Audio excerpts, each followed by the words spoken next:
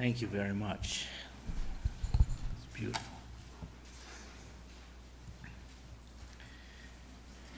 The United Nations International Day of Peace is marked every year on September 21st. It's a global holiday when individuals, communities, nations, and governments highlights efforts to end conflict and promote peace.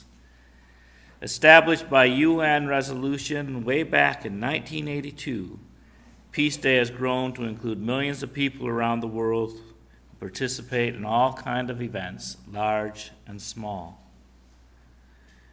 We commemorate this day in our service. Our children are learning about peace in their classes, and at 4 this afternoon, I hope you will join me as I join other faith traditions in call for peace. Others will be reading from their tradition, and I will be reading from ours. We'll be gathering at the Winston, Salem Friends meeting at 4 p.m. today. What I'll be reading from our tradition is something written by Julia Ward Howe in 1870, her Mother's Day proclamation. This proclamation is a far cry from her most famous work, the Battle Hymn of the Republic, which was written nearly a decade earlier. The hymn, the battle hymn, as many war hymns do, equated troop movements with the movement of God. As an abolitionist, she thought that Union troops were on a task from God. One verse goes, "In the beauty of the lilies, Christ was born across the sea with a glory in his bosom that transfigures you and me. As he died to make men holy, let us die to make men free while God is marching on. Glory, hallelujah, our God is marching on." But even after the North was victorious, she was horrified by the carnage of war. She thought that there must be a better way.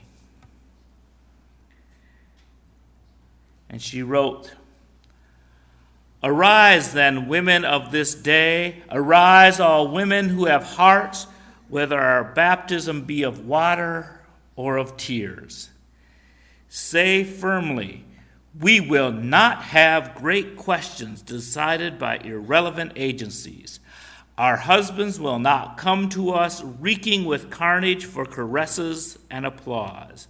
Our sons shall not be taken from us to unlearn all that we have been able to teach them of charity, mercy, and patience.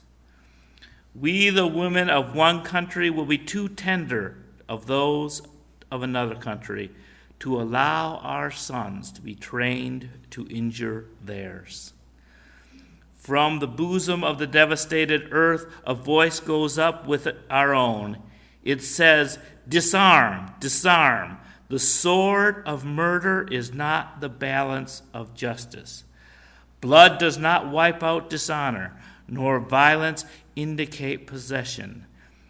As men have often forsaken the plow and the anvil at the summons of war, let women now leave all that may be left of home for a great and earnest day of council. Let them meet first as women to bewail and commemorate the dead. Let them solemnly take counsel with each other as to the means whereby the great human family can live in peace, each bearing after his own time the sacred impress not of Caesar, but of God. In the name of womanhood and humanity, I earnestly ask that General Congress of Women without limit of nationality may be appointed and held at some place deemed most convenient, at the earliest period consistent with its objects, to promote the alliance of different nationalities, the amicable settlement of international questions, and the great and general interests of peace." What I like about Julia Ward Howe's proclamation is it has both a personal and global perspective. She writes, "We will not have the great questions decided by irrelevant agencies, and our husbands will not come to us reeking with carnage for caresses and applause. The governments are seen as the irrelevant agencies. When people around the world refuse to fight, no government can compel them. It refuses to believe that the so-called glory of war trumps all that we try to teach our children."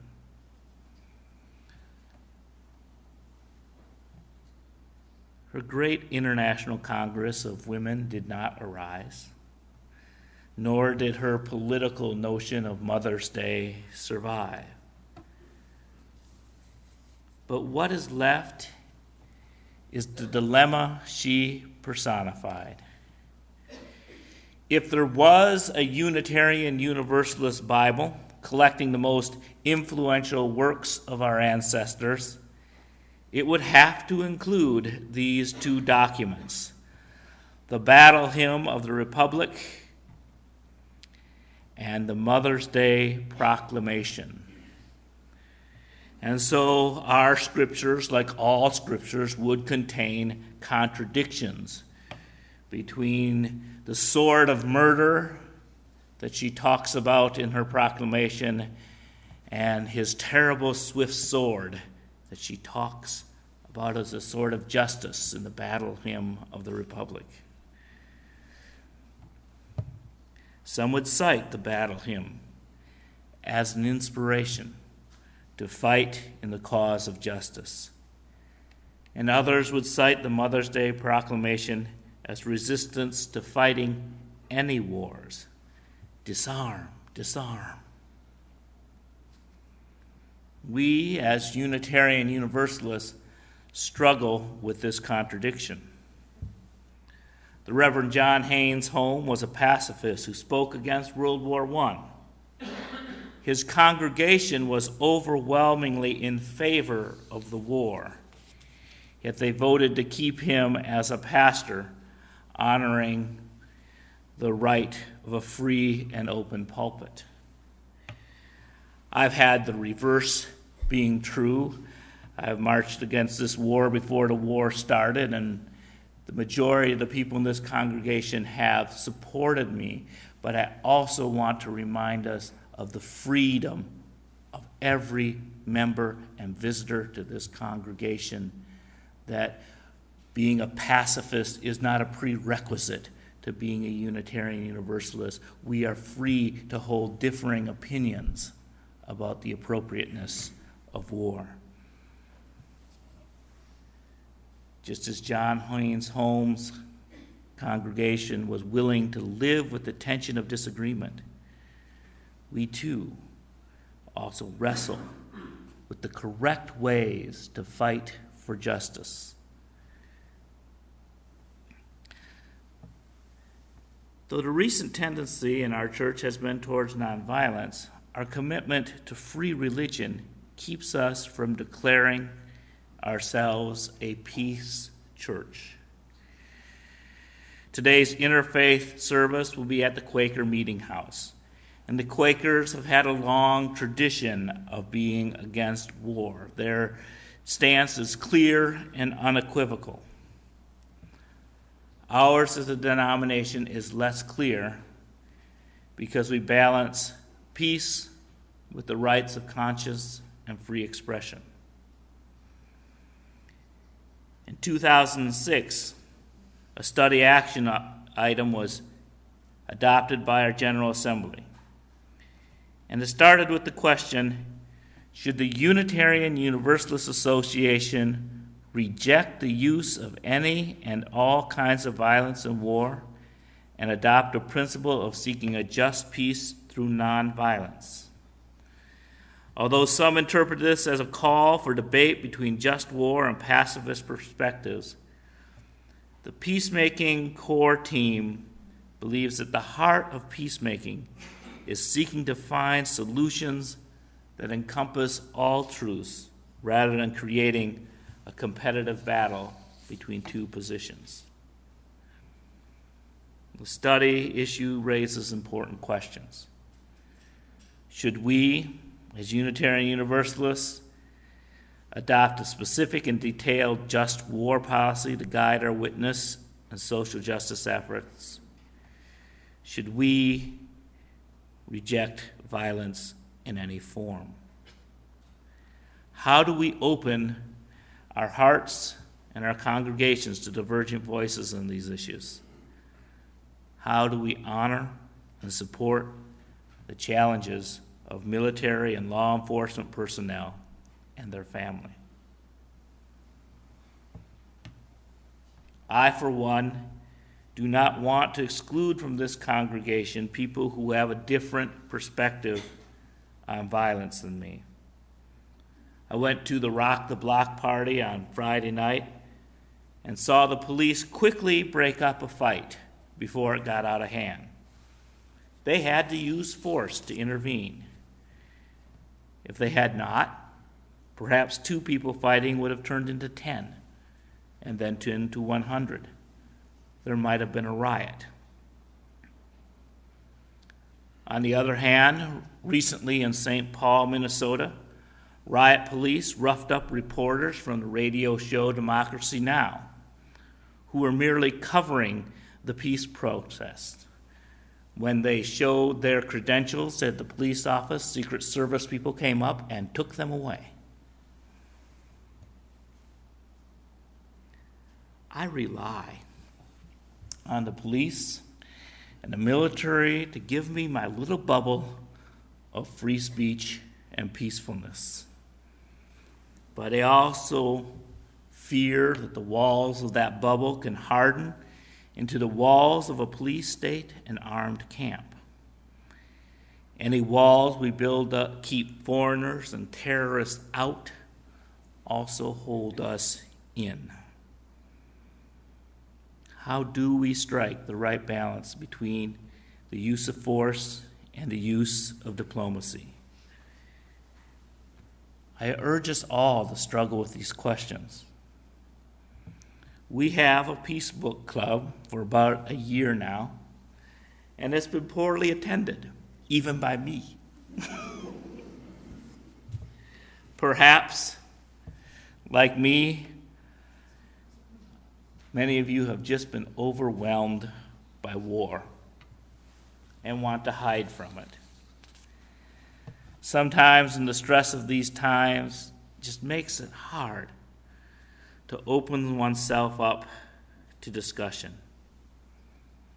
I have found myself just wanting to chant "no more war" mindlessly over and over again until somebody hears it.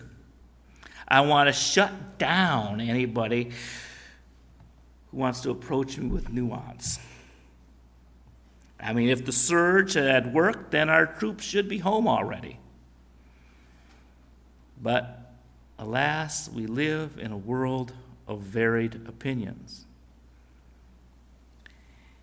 And opinions cannot change if everyone bitterly clings to their opinion. A new harmony cannot emerge without discourse. Peacemaking requires courage, because one just cannot blame others for being warmongers. Each of us have to address the rage in our own psyches, because almost anyone who engages in violence claims self-defense. From 2 children on the playground claiming "he hit me first," to nations like Russia and Georgia, each claiming that they were defending against ethnic violence. There are many questions that are hard to answer. Does Israel have a right to defend itself? Do Palestinians? Do we have the right to defend against terrorism? Does that include invading other countries? Everyone wears the cloak of self-defense, as if that gives them permission to be offensive. We need not only new answers, but we need new questions. Like, what is the meaning of self-defense? Is the self the mere survival of my body? Or does it include my sense of pride, my culture, my family? If someone insults me or my religion or my politics, does that give me the right to self-defense? Should my response be proportional, tit for tat? Or should I try to respond with such an overwhelming force that I crush opposition so I am never threatened again? What can I do? Each of us need to ask, what can I do to break the cycle of retaliation? How do I stop the madness, yet protect myself from the madness of others? How do we recognize a person or a culture's worth without excusing their bad behaviors? Like many Unitarian Universalist sermons, this is a sermon without a final answer, because the final answers are often too glib. The work ahead of us is too important for slogans. We must continually look into the heart of the other and act out of courage and not of fear. Courage is needed to work towards the positive good. Fear makes us retreat into the old ways of vilifying, destroying, and killing. The path to peace is not pleasant. We must stand the tension of loving people we do not like, respecting people while challenging their behaviors. Fear tempts us with its unthinking and unblinking purity. Attack, attack, attack. But we don't need unthinking, unblinking purity. We need wisdom to be able to reason and live with the questions, to overcome the doubts and strive to love our enemies. We need courage and wisdom. As in the hymn we sang earlier, grant us wisdom, grant us courage for the facing of this hour. Grant us wisdom, grant us courage for the living of these days. Grant us wisdom, grant us courage, make thy peace our daily goal. Grant us wisdom, grant us courage, ears to hear and eyes to see. Ears to hear and eyes to see. Let us listen to one another and each other's ideas of how to work, and it will be work for peace.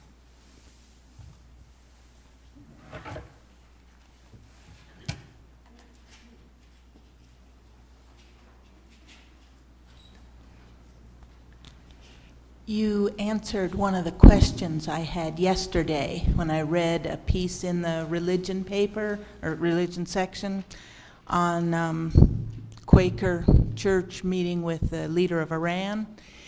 And the beginning of the article said these peace churches, Quakers and Mennonites. I thought, why? Answer. And it just went out.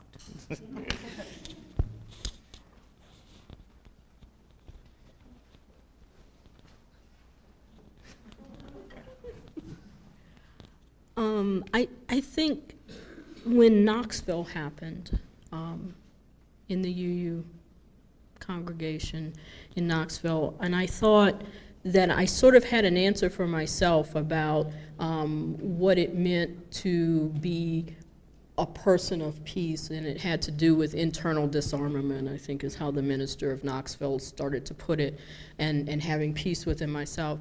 I also think after Knoxville that I picked up on one thing that was not in my equation, and that was almost being counterintuitive. One of the congregational members there put himself between the gunman and children there, and their response was totally counterintuitive. They did not respond with violence. They responded to squelch the shooting, but they responded totally differently from what I think many of us might have, just concerned with our own survival. So that's where I'm standing with all of that now, is it really is more a personal and sometimes counterintuitive issue to maintain peace. The shooter at the Knoxville congregation had left a note fully expecting that he would just keep on shooting until the police came and shot him. He didn't think that liberals would be strong enough to stand up and subdue him without killing him until the police came. And I think people will have to speak up, because this is kind of...